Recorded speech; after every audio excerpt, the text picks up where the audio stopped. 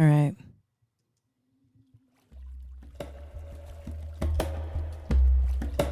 Glasses are on. Recording is up. I'm trying not to drown your waters. Don't let me down, please. 'Cause I wanna swim forever.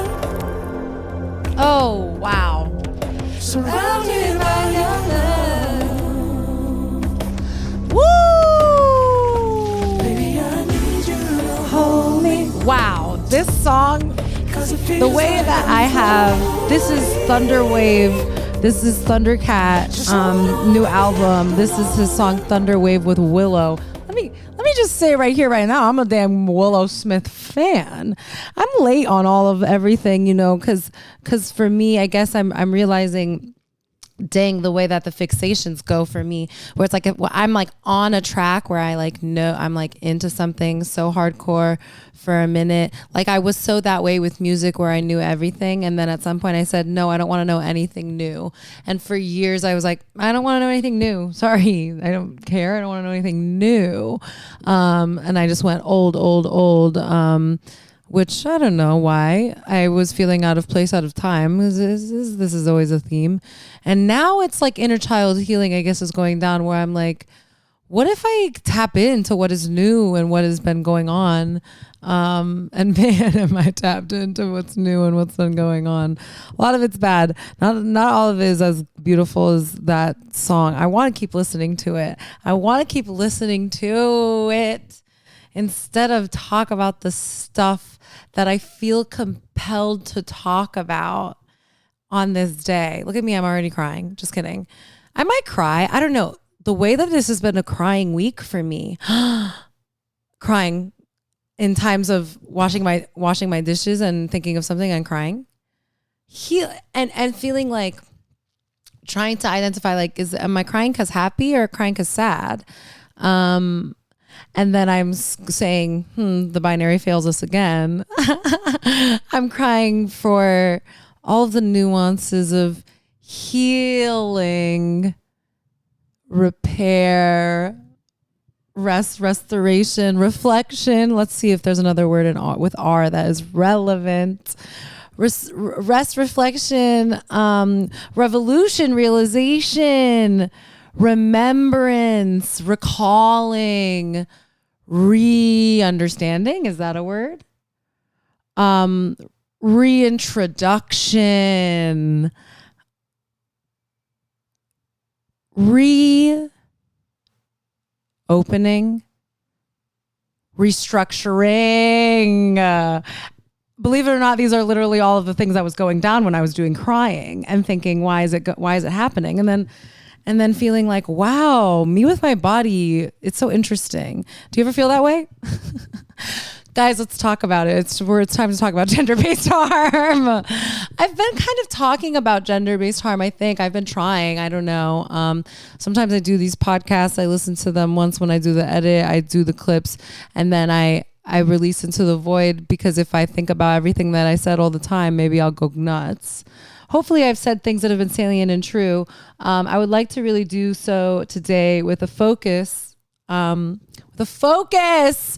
on, and by the way, this is a classroom crush. And here's the thing.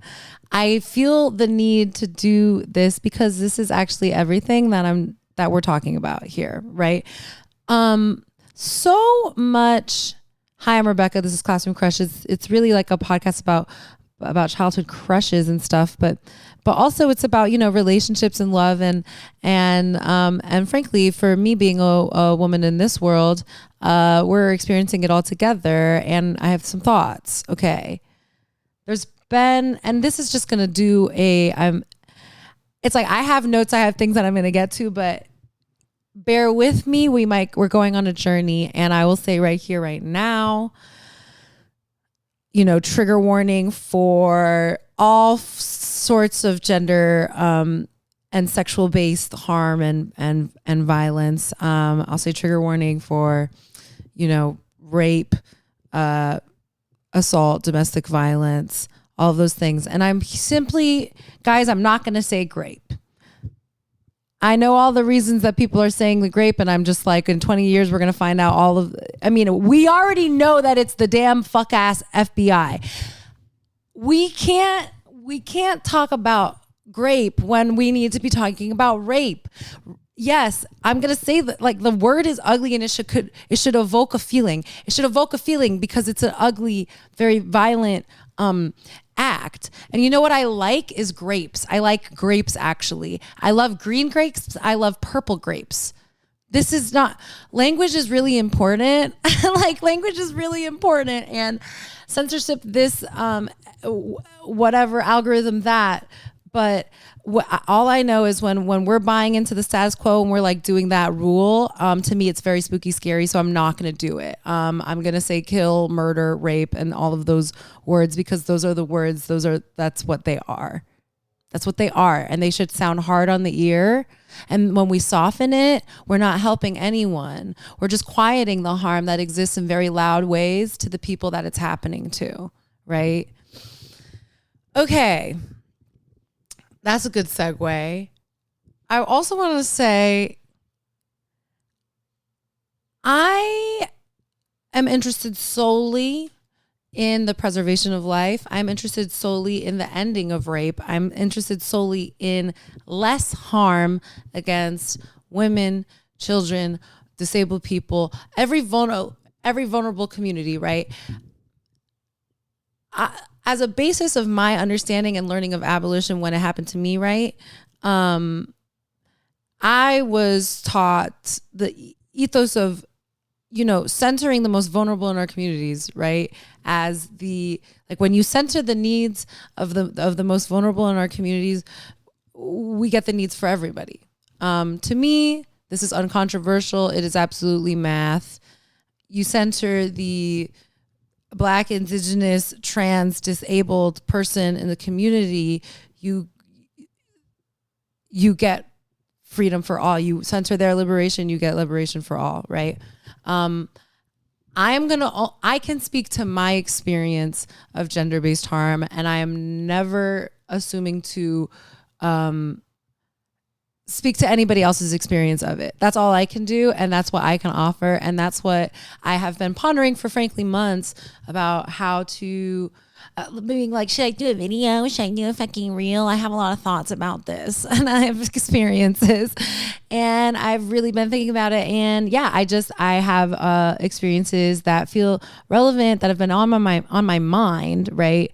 That have to do with all of these structural things that are happening in our face, right?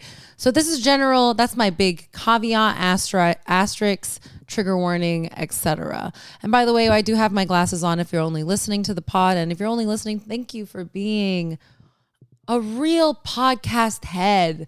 I did put fucking mascara on and lips. I did put makeup on for the podcast today, and I'm trying to decenter these things in my life, but also I am feeling beautiful these days in an interesting way that's making me want to be expressive of that. Interesting, right? We'll get to it. Okay. And yeah, sometimes I might laugh because you have to laugh when things are hard and tough. All right, it's fine. We've been talking about Epstein stuff, right? And violence against women has continued to occur on such public scales. And, there's that website. Frankly, I didn't read into the website. I just felt like I got the headline, said, got it. Great. Don't need to re-traumatize myself by like digging into that. I feel like I know what's going on there. Okay.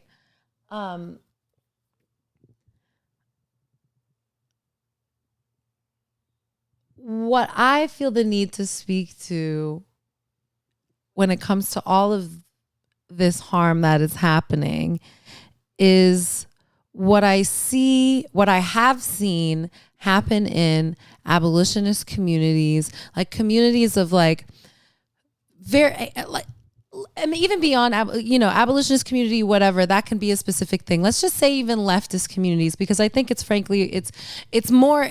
potent to me when I see it happen to like self-identifying abolitionists. But I think it's applicable to all sort of leftist spaces where these are communities that are purporting to be sort of like, we are here for the liberation of all people, right? And there will be communities that are loudly anti-police, right? And anti-prison and anti-capitalist and all these things. And it just falls apart around like gender-based harm.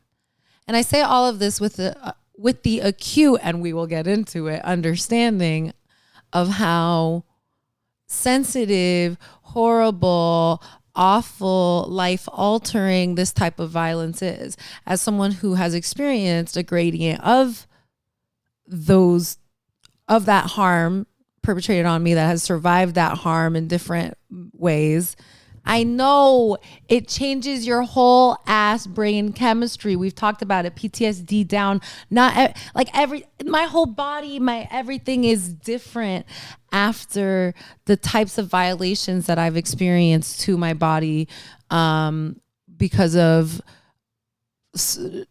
subtler chipping away of a lack of boundaries in more intimate interpersonal relationships, and the overt. I mean, I'll just name the things, right? I guess not to like fucking qualify myself as a woman who's experienced harm, but if you know the show, if you've been around, about my punch, right? Like there's really extreme versions of like being a woman who was sitting on the subway and got absolutely randomly punched by a houseless man for no reason at all, just sitting there, punch my face, break my nose. Like I've said time and time again, if he was in jail, my nose would remain broken. It's slant and it'll be there whether he suffers or not. And we'll get into it. So there's really overt, like that was like the more distance I have from it, because frankly, I was like, and I continue to be surviving that and like learning. I'm like in my therapy, whatever, but like everything's a process, yada, yada. Like really starting to understand like the way that altered my whole like nervous system and like just simmering hypervigilance, and the storing of that anxiety just like in my body, like the way that this jaw has not had rest, and I try so hard, and my life is so much better than it's been, and I've like really closer to peace than I've been ever. I feel it. I feel in myself so good, and yet it hurts. It's still there, and it's a process, and we're working on it. I get it. That shit changed my whole fucking life.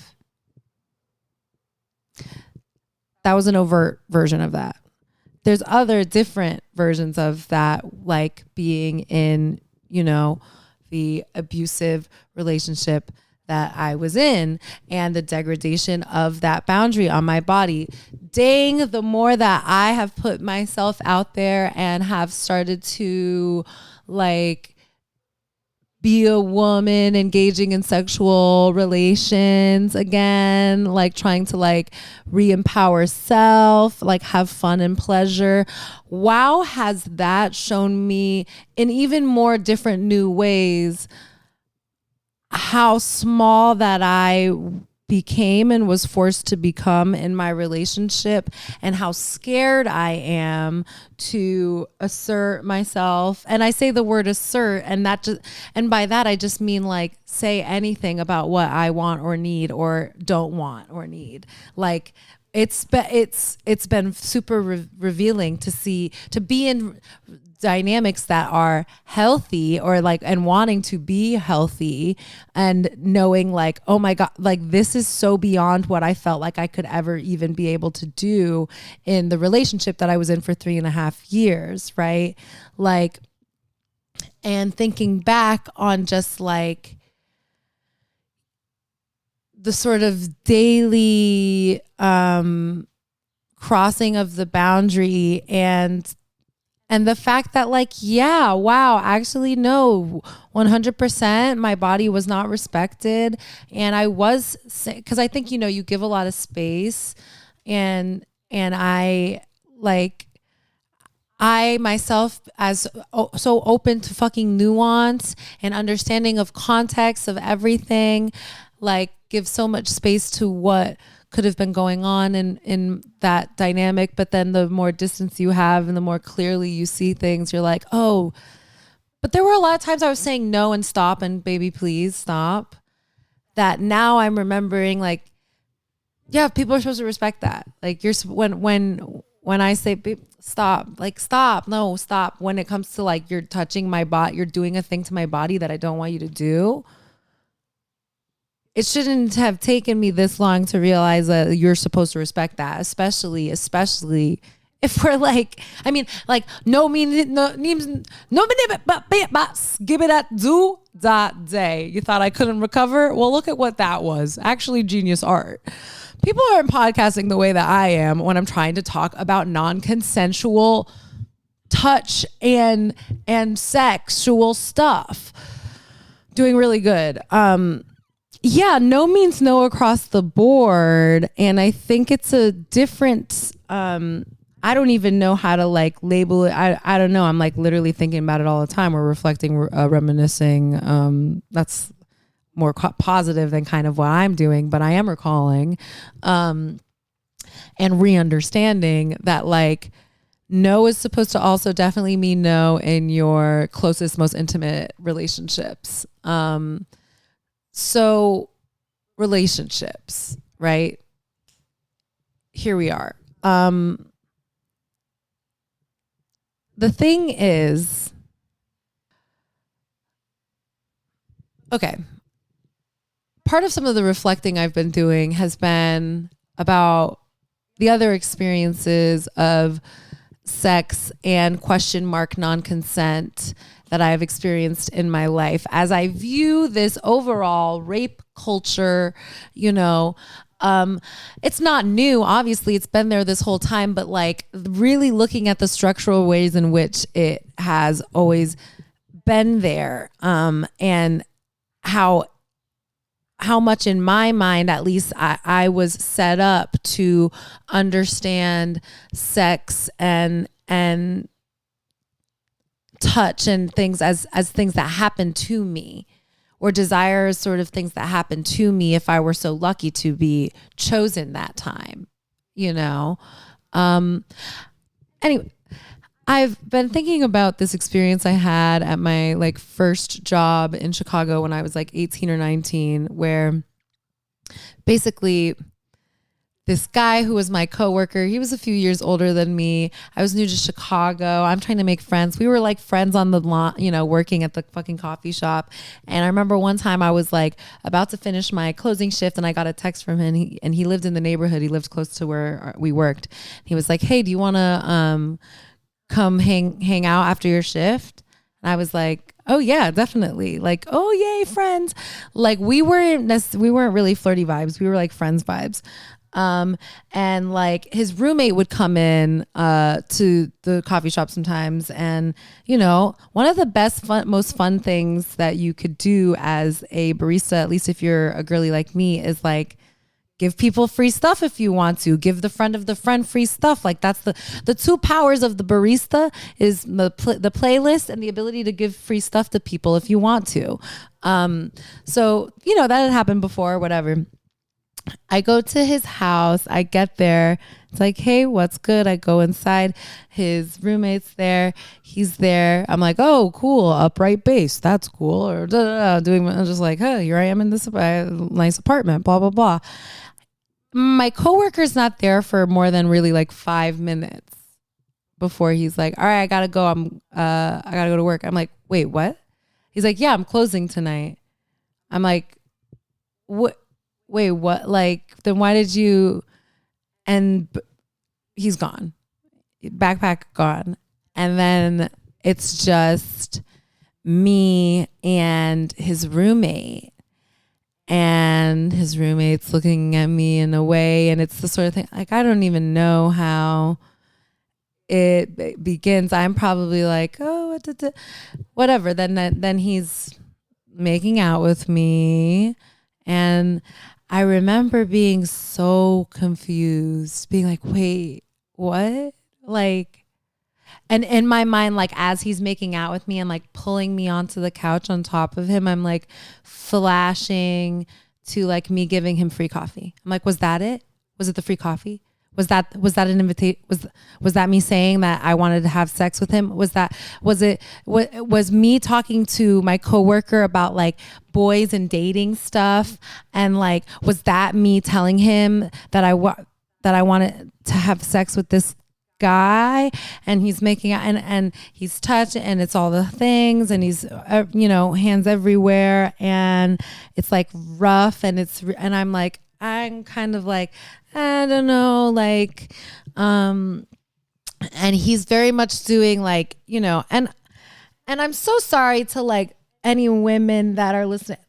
This gender and whatever, but like, if you've experienced stuff like this and this is like hard to listen to, I'm sorry, but I do think like, I just don't know how many like men or like, non-femme people like understand these types of like moments or have like heard these types of stories. And I do think that there's like a lot of boys who'd be listening to my podcast. So like, anyways, I don't know why it's uncomfortable for me to talk about. Like, it's a horrible thing that happened, but I do think it's relevant to share. So he's, hands all over me, and he's like, like, you want it. And then like in my mind, and he's big guy and whatever. And I'm like, did I want it? He says, I know I want it. I thought I was coming over here to just hang out with my coworker, maybe my coworker and him, but not, and he's gone. And why did my coworker leave me here? The trap. And at some point, he's like, I kind of push off of him, and I will never forget how I left that place. Cause I was like, I don't know. I'm sorry. Like, I'm just kind of like, I'm so gross right now. Like, I'm getting like kind of sick right now. Like, I'm just really gross. Like, I'm sorry. I just can't do this right now. I'm sorry. Like I said, I'm sorry, like 15 times on the way out, fumbling with the door. Like, I'm sorry. I'm like really gross right now. I kept saying like, I'm really gross right now. And I'm sorry. Because I feel like in the back of my mind, it was like, if this were to happen to me, it's like, well, I didn't like shower or shave or anything. And it's like, because I wasn't having sex today. Anyways, I got out of there. That was lucky. I was really, really confused about how any of that happened. I felt really betrayed, obviously, by this guy who like I thought was my friend. And I remember like calling my mom and being like, I feel like something bad happened. I was like, something like weird kind of just happened. Like something was like weird. And it's like, yeah, you just got like fully like trapped. And so the concept of feeling trapped is definitely like thematic in my life. Trapped in the subway, trapped in a coworker's apartment. The reason I bring that up is that I just know that putting a man in jail for rape, sexual assault, any of this gender-based harm does not solve that, right? The culture, whatever made that guy and that guy think that that was what was, even if I sought my revenge on both of them. Basically, my question is, how many men in jail before rape ends? And the math doesn't math, because the same system that is actually upholding the rape culture that is foundational to this country, to this, to the operation of this, civilization based upon fucking colonization. And what is colonization if not rape at its base? What is capitalism, patriarchy, white supremacy, if not rape on structural levels? They're all predicated on dehumanization. They all require dehumanization. And this is why, when people try to separate capitalism, patriarchy, and white supremacy from each other, it boggles my mind, because they need each other to survive, right? And in the interest, as an abolitionist, and this is where it becomes really, really important to me, and I know I'm not the only abolitionist, and an abolitionist femme woman person speaking to this. I'm just speaking to it with my experience. It is so important that we don't let abolition fall apart when it comes to gender-based harm, because the same system that can lock up a woman for getting an abortion because of the rape that happened to her will never be the same system that can give us accountability for the harm of rape. It just can't. Rape culture is upheld, it is foundational to the patriarchy, right? And the carceral system is inherently upholding of that same patriarchy. So while I understand that accountability for this type of harm is so necessary, and it's so necessary to center the survivors of that harm and center the survivors of that harm who have been surviving it systemically for centuries, right? On a structural level, who have continued to be groups who have continued to be dehumanized on structural levels. And yes, that is white supremacy, and you cannot separate it, because slavery being another of colonization, and slavery just being, expressions of each other onto different groups. I don't understand. This is not controversial. This is really not. This is not a crazy thing. When we dehumanize the body, that is how you get slavery, capitalism, patriarchy. It's important that we center the survivors of gender-based and sexually based violence in our considerations of accountability. And this is where I understand the deep hurt and the system-wide dysregulation of emotions and nervous system after this type of violence has happened to you. I understand it explicitly, intimately. But the justice system that we have is based on punitive revenge, right? And the thing about revenge, because it's you harmed me, now you will be harmed through this system. And this is where, like when abolitionists call lock him up and cancel XYZ when a man has done, horrible sexual harm, it confuses me because it centers the perpetrator of harm.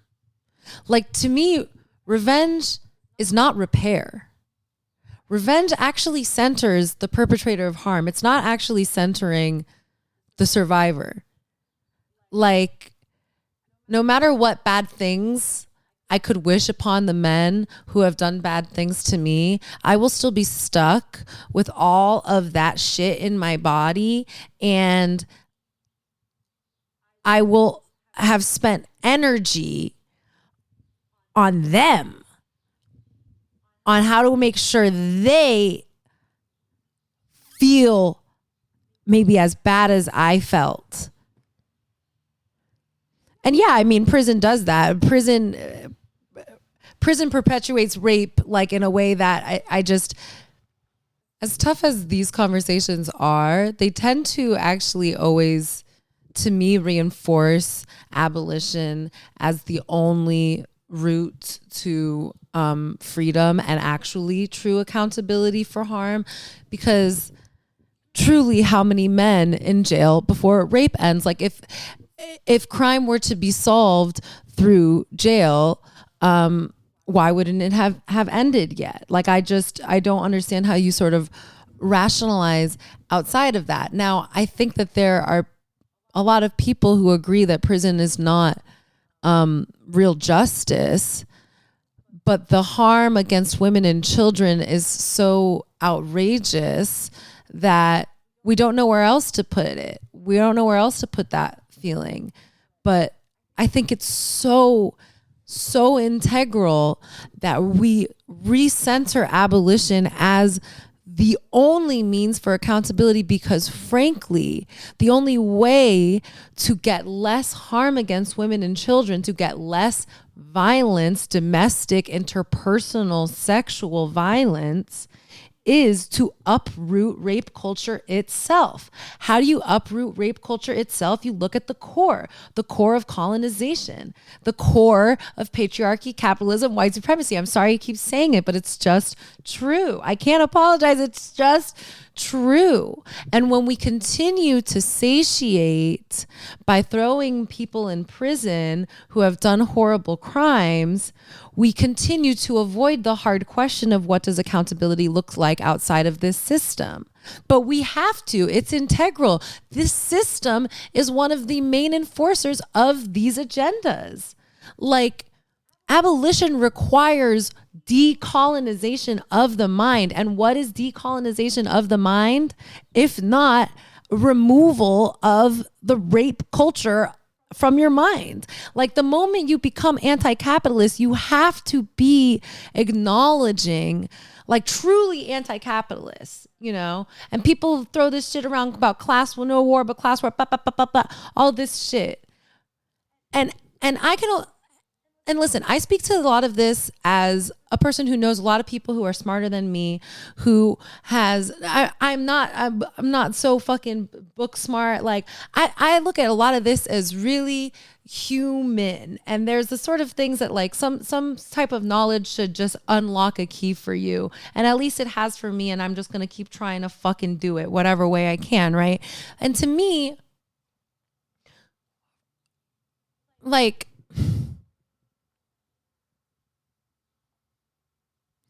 when you confront capitalism for what it really is, you have to be looking at how it necessitates the dehumanization of one group for the security of another.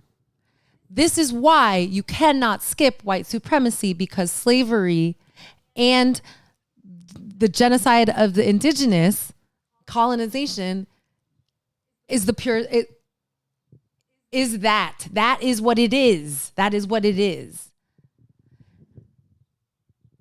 And when we continue to sort of talk about these things as broad concepts and not really bring them into the hyper interpersonal, into how we are viewing each other relationally, into how we are viewing accountability, then we are not actually uprooting shit. And we need to be uprooting all of it, because this state that is the enforcer of fascism, white supremacy, capitalism, you cannot ask for safety from it, and it will never give it to you. The justice system has no interest in true accountability. And what is true accountability? You know what? It's really fucking personal. And that's the thing. I know that when we have these conversations, and this is what I've experienced recently. It's like, oh man, when you bring up the question, if you start to just challenge the thing, people really want you to answer it. They don't want to sit with it. They don't want to think about it. They don't want to figure out what their own answers are for themselves. But that's the whole fucking point. Abolition is about uprooting these systems of dehumanization,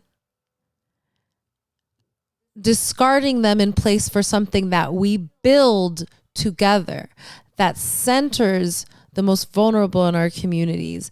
And the only way to get the answer to what that is to be being in community with each other and talking to each other about what our needs are and communicating what accountability. And here's the thing, frankly, because I've been asking myself this, right? We'll do, we'll do a real simple one, a real cut and dry one that people might have wanted me to call the police on, right? Like my punch, right? The guy who punched me. What's accountability look like for me for that? I think accountability for me looks like that I didn't have to check both Lyft and Uber to see who was cheaper to take a ride to the ER after I realized like my nose was probably broken. Accountability to me would be I didn't have to, the first person that I called, literally the first person that I called after the most traumatic, like sort of random life event that happened to my face and my body and my sphere was my boss at the West Village cafe that I was on my way to go to work to make sure that he could get someone to cover my shift. Accountability to me looks like whatever made that guy punch me in the face. And he was talking to himself, I remain convinced that he, like many people who are experiencing houselessness, who are experiencing, substance abuse and undiagnosed, untreated, whatever the fuck, mental health issues. Accountability to me would be he gets care, I get care. Both of the things that altered both of our brain chemistries gets care because I'm interested in repair, because that is what continues to make me able to live. That is what I'm here for life. I don't want him to die. I don't want him to experience suffering because that doesn't really do anything for me. And that is me, and I understand that not everybody is going to feel that way. And I don't want to ever sound like I am an apologist for anyone who's committing this type of harm, but I am just somebody who is I'm trying to look at the whole thing.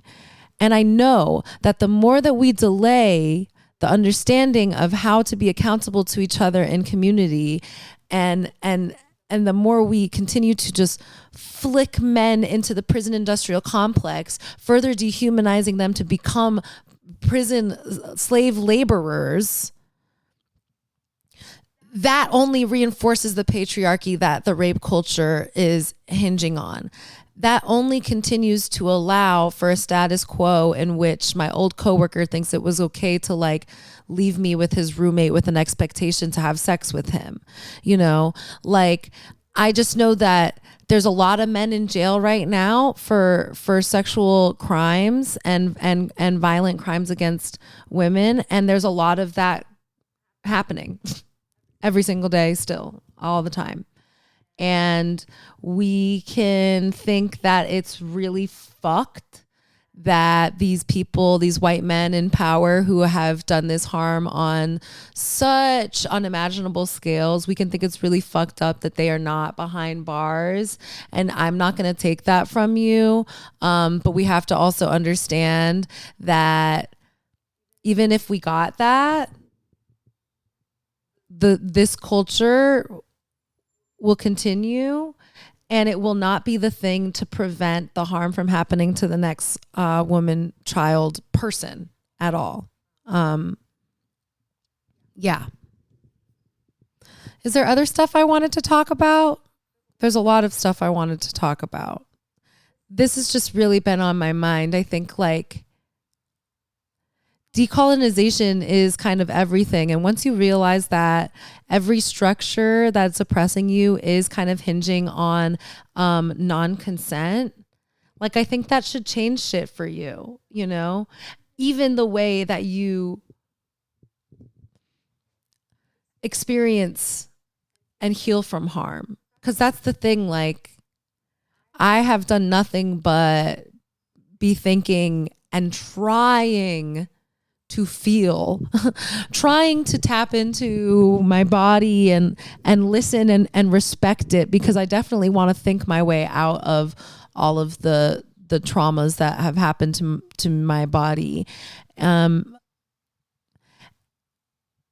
that's the thing, it's all very highly personal.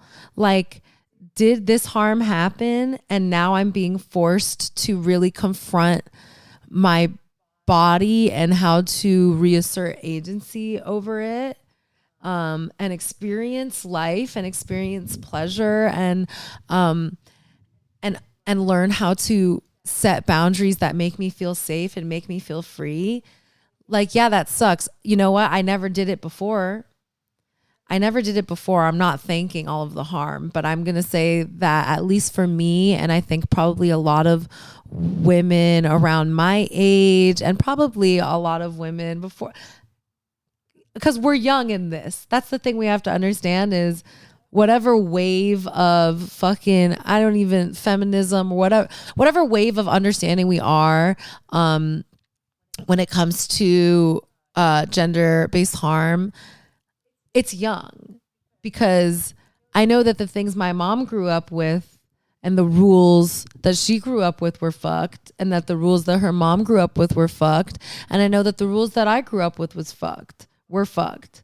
And I know that I would say most of my sexual encounters were things that felt like they happened to me more than I like was in control over. And I know that the moment I was, 13, 14, when I got, my period, went through puberty, had hips, I was kissed at, sexualized by old men driving by on the street, in the public.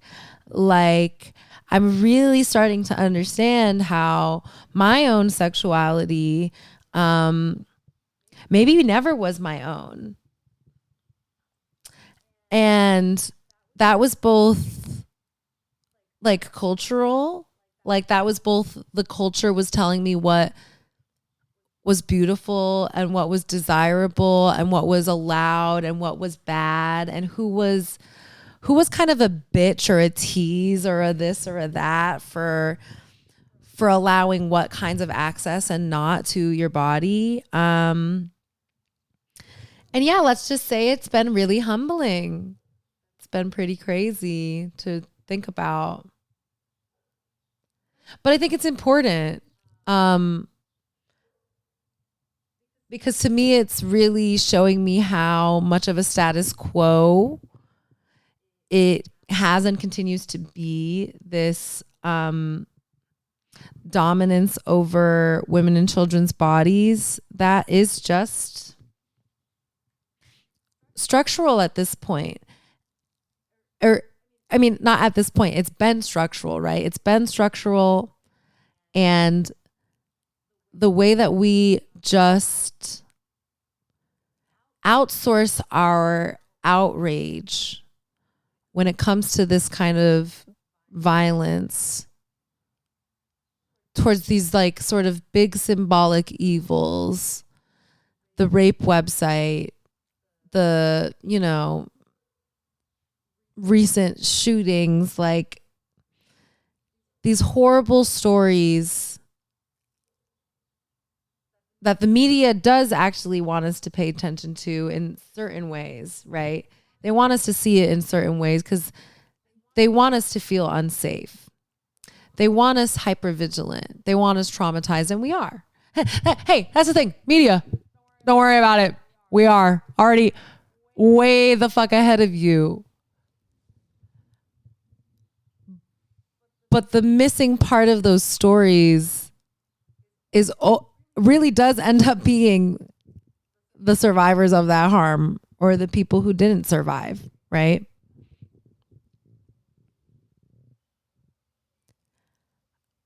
I want more survivors. I want more living. I think we have a very unique opportunity in this moment to uproot a lot of belief systems. And I think that people's access to each other and different perspectives and understandings of the interconnectedness of this type of global domination and exploitation in every way, right? Like to have this phone and probably everything that I'm using right now, it's predicated on rape, on the pillaging of the land, on the exploitation of the people in the places that they want us to feel we are not the same as. They want us to dehumanize a group for the safety of ourselves. Does it sound familiar? Do I have all the fucking answers of how to unravel it? No. Do I think we collectively do? Yes. Do I think we collectively are helping ourselves when we get caught up in the trap of revenge instead of accountability, instead of true justice? Yeah, I think it's really a big fucking distraction. And I think they want us to do anything but realize that we hold the answers to how to prevent harm for each other. And not the police and not prison. And I just want to present at least the paradox. Is that the word? The juxtaposition of these things. I guess this wasn't funny at all. I'm looking at my little whiteboard of which I have so many notes, but it's too far away. You know, like another funny thing about all of this is how like I really don't actually like want to record my like I can do these podcasts here, but I realize like I don't want to record my podcast out of my apartment because frankly, I don't want everybody to know to have my address. And it's like, you know, a lot of people I have on my show I'm friends with, but not everyone. And you just absolutely simply never know. And that's a horrible thing to say, but it's actually just a trauma informed thing to say. You know, it's like these things don't go away. They're actually in every corner of life if you've experienced them. And even if you haven't experienced them directly, even if you think, let me say that, even if you think you haven't experienced a violent type of non-consensual act on you, you have. We kind of all are every day. And we have to take that shit seriously. And we have to ask ourselves, what is going to stop it? And is the perpetuation of it in the form of a prison going to do that. Anyways, I think I've maybe repeating myself, and I don't want to make anyone mad. I don't want to make anyone mad, especially not people who have experienced like horrible harm. And I just really don't want anyone to think that I'm ever undermining how horrible and life altering that type of trauma is. The type of trauma that happens to you when your body has been violated is so surreal. It's so surreal. It takes you out of yourself.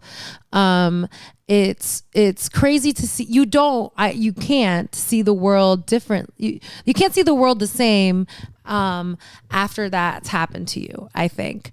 And that is horrible. I'm not going to discount that. It sucks. It's something I'm working through every single fucking day. It's like a loop. It's like a loop of like things that would make me feel good also don't. They also make me feel scared. Like maybe walking down the street and listening to music on headphones, like so loud is therapeutic and good, but actually I can't anymore because hypervigilance, because I can't have someone walk behind me and scare me, and I have to have at least one ear out, and you know, and pleasure, and I want pleasure and sex and connection and intimacy. But wow, how scary is that? Because that's my body, and how am I going to be sure? How am I going to know that person's not going to violate it? And if I stand up for myself, if I try to set a rule, how am I going to be sure that person's not going to be mad? And how am I going to be sure that the person's not going to be mad and take it out on me and my body? And how am I going to not be sure? How am I going to be sure that that's not going to change my whole life? Yeah, like do be what it's like. And that's exactly why the normalization of non-consent needs to be uprooted in every single fucking form, because when we allow it in one way, we are in another way allowing it. Like we are setting a standard of dehumanization as okay, and it's not, and we'll get nowhere if we don't confront it as exactly that. I would love for anyone who has experienced this type of harm to think about what they would have needed the most when that happened and what they continue to need. And I want everyone to wonder like why we don't have systems that support that, you know? Because right now we have systems that say, okay, this harm happened to you. Now we're going to go get that guy and be like, and get him and put him in jail, or say no and do this. But now what for you and your body and your brain? And I think when we work from that angle, we start to understand what accountability could look like and systems that could exist to hold the person that needs holding after that has been done. Like, I'm interested in healing across the board. That's what abolition is also about. Abolition is about tearing it down, abolishing the state that is founded on oppression and dehumanization, healing that wound in order to get the type of interpersonal, structural support that we need to thrive as people, as communities, as a fucking species, dude. Because this isn't sustainable at all. I was going to try to make this short and I kept talking, but I'll end it on like a fun light note though. I'll say I've been thinking about all of this stuff like deeply, heavily. I've been crying. I think that's why I've been crying, maybe because I've been crying and laughing so much harder than I've laughed. Like at things, like some things are just making me laugh so fucking hard, and I like really feel it, like a difference, you know? And then I'm crying too. I'm feeling more in my body, and I'm trying to like listen to it more, and I'm having more opportunities to like integrate all of this stuff that I've realized about myself and my life and the ways that this culture of white supremacy and rape have informed the way that I view myself and view myself in relationship to other people, to other women, to other men, to people in general, to life, right? And it's wild once you realize like, oh, all of that stuff was based in pedophilia and absolutely oppression and untruth. And like my beauty was never in the hands of white supremacist, pedophile, billionaire capitalists to determine. And they actually were never the ones to give me agency or not. It was actually always supposed to be born of myself. And they actually never set the rules for what was okay for people to do to me or my body. I do. I didn't know it then, but I know it now. And getting opportunities to do that and having experiences of like, oh, wait, safety? As it's supposed, it could feel this way to be this way with somebody? Huh. Didn't know. That's nice, good stuff, and we should keep doing that. And when we start to figure out at the same time as what accountability looks like for us, when we start to figure out really what safety feels like for us, and me realizing that freedom that's the thing. This is my experience of it specifically because of my life, but I think probably for everybody, to be free is to be safe is to be free. I need the two at the same time. What do they look like? It's a question my therapist asked me as I was discussing what how I feel like I need to feel free and also safe in intimate relationships, both platonic and romantic and sexual and whatever, every relationship. Like that's what I'm striving for. And she says, okay, but what does that look like for you? I say, question. Big question. Have I felt it before? Is it something that I'm building? And I realized like, yeah, I think you can work backwards and sort of be like, when have I felt unsafe? And when have I felt, looking back now, because I think when you're in a status quo of unsafety, it's really hard to notice it because that's what your world is small around you. That's what you see. Perception is reality. That's what you see. And that has become normal because of time or whatever it is, right? For me, it was just like time in this relationship that like my normal was degraded because of, manipulation, abuse, violence in the home, etc. Okay. So I asked myself, what does freedom look like? Like what would that feel? Have I felt it? In what relationships do I feel it? What's different about those relationships than other relationships? What's the criteria?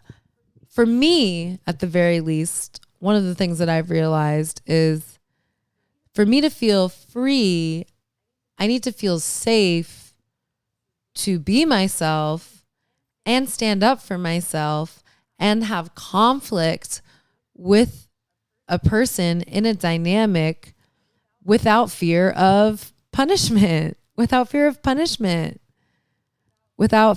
of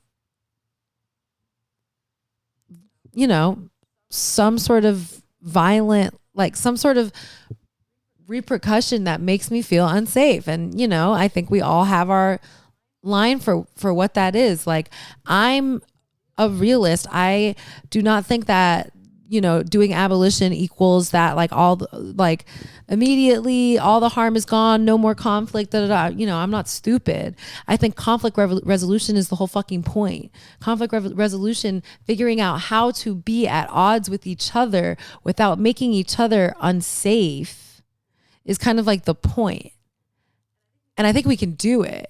And I think it's tough stuff at first, but then also the benefits that you could reap is like, it's like everything actually. I want to feel free. I want to feel safe. I want to feel like I can say yes and no to the people closest to me. And I want to feel like they can respect that. And I want that to actually just be the status quo for how we treat each other in general. I want no more non-consent. I think people are starting to slowly but surely wake up to this idea of manufactured consent and like, yeah, it's all around. So what if we started to take it back? I actually did not consent to you telling me what accountability looks like for me. I actually did not consent to a judge being able to tell me what is best for my body. I didn't actually consent to the government to tell me what justice looks like, especially when it only comes after the fact of the harm that's happened to me. So yeah, abolition doesn't mean no accountability. It actually means accountability. I guess I'll stop this now. I hope this has made sense. I hope this has not made anyone feel like I don't give a fuck about survivors, because like I really do. I do it for us. Like that's the whole point. That's the whole point. I'm trying to send. I want life. I want fucking life. I want life and not dehumanization. And the thing is ultimately they need you to be okay with dehumanization for their grand fucking plans. And you know they're not good. Figure out what's going on weird in your friend groups, what's gone on weird in, you know, your relationships, and question how these systems have played a part in your understanding of how to deal with that conflict. And consider that maybe those are there for you to stay oppressing yourself, because they really don't want us to figure this shit out. They really want us to yell, lock him up when the horrible crime has happened. It helps them keep the mission alive. And I do not consent.